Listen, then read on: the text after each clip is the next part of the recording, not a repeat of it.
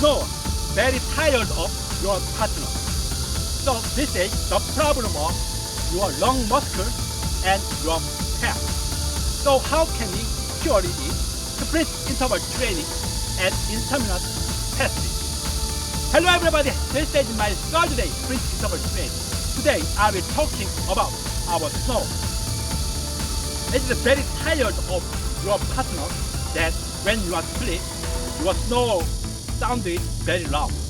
So if you do sprint interval training and intermittent fasting, so these two activities can make your snore removable because your lung muscle is so weak and your pad is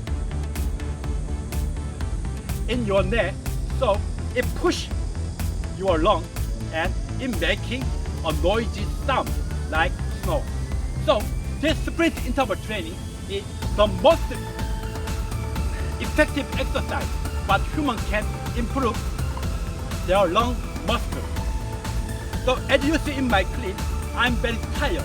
So what exercise can make your breathing more faster than this exercise? And the second is intermittent fasting. So you doing intermittent fasting when you skip the dinner,